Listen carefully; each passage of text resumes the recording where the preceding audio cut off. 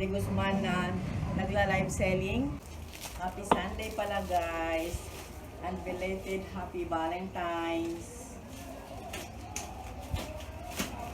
Pasensya na kayo, maingay sa amin. Mayroong event na Zumba doon sa court.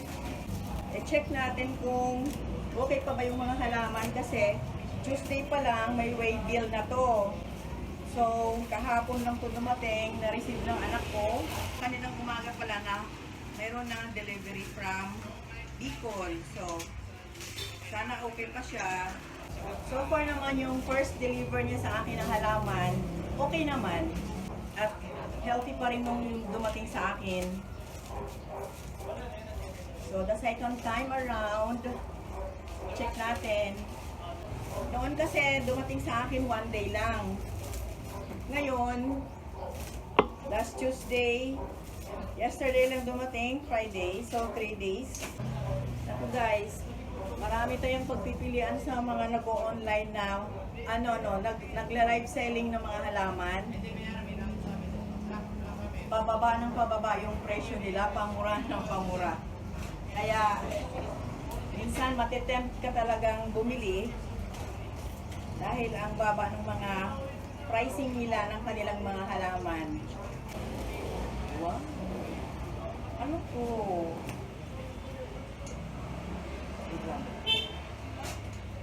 Kuha naman ako sa nakita ko kung maganda. Hindi ko na maalala kung ano yung mga ino-order ko. This is it. The tallest. Parang Husibono. Kasi naalala ko may order ako ng Husibono, philodendron.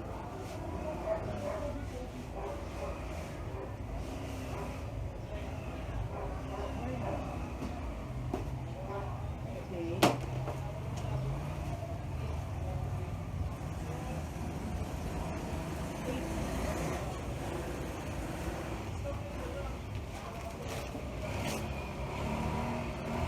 Ano to?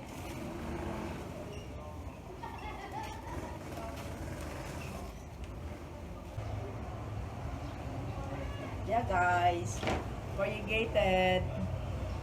Oh.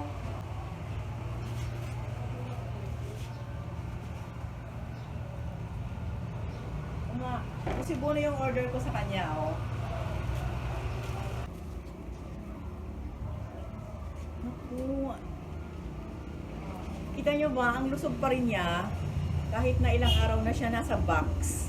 Ang lusog-lusog niya, oh, di ba? Ang laki. Ayan, thank you.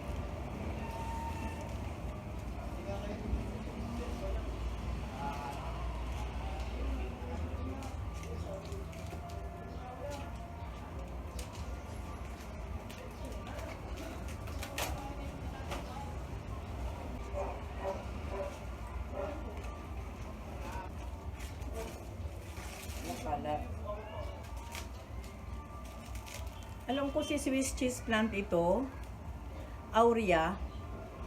Ayan o. See guys, ang ganda ng kanyang variegation. Iba yung variegation ni Aurea at saka yung variegated lang na ano. Yan.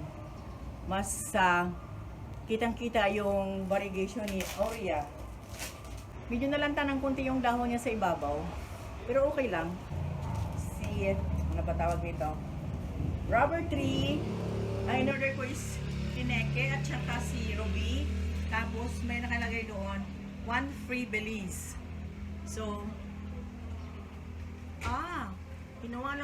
pinag-isa lang nila yung tatlo guys. Dalawa yung order ko tapos mayroong kasamang free.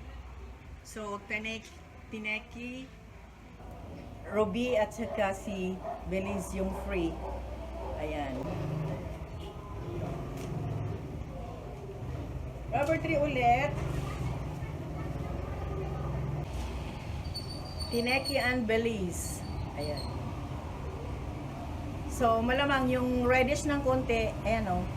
Yung burgundy, yan yung sa Belize. Kasi si Tineke iba eh. Ayan o. Oh, last one.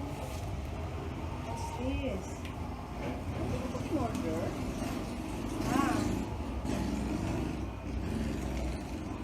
Meron ako in-order na aglaw ni Ma. Panama.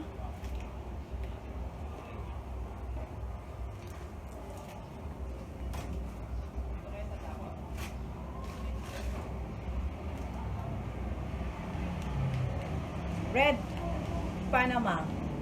Oh, kasi meron na akong pink Panama. May pink Panama ako, guys.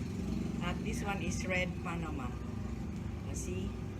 See the difference? Red na red talaga ito, tsaka ito. Ang ganda nito. Light pink na para siyang may pagka-peach. Basta ang ganda ng kulay nito. Ito siya as in red lang talaga. See? So, these are all my orders, guys.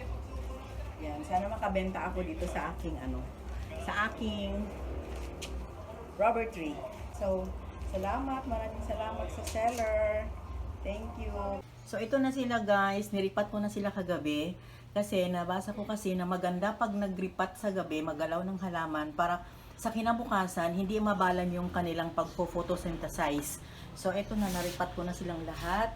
Si Jose Bueno, si Ruby, or si Belize. Ito pa, si Ruby. Ayan. Tineke. Ito si Swiss cheese plant. At saka itong si Red Panama. Ayan. Iisang lang sila. Isang soil mix lang ito. Since aroid naman itong ito. Tsaka ito pwede naman to sa mga sa aroid na kasi nasubukan ko na. So yun na rin ang ginamit ko na soil sa kanila. Binasa ko sila as in tulo talaga. And then pagkatapos tsaka ko na sila diligan uli pagka dry na talaga yung kanilang lupa.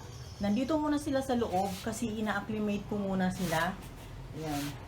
Inaano ko muna yung temperature na kakayanin nila. Pagka medyo acclimated na sila ng how many days, doon ko sila ilalagay. Ayan.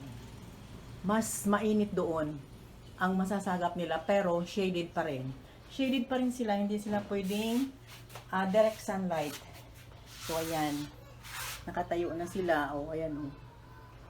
You see? Okay.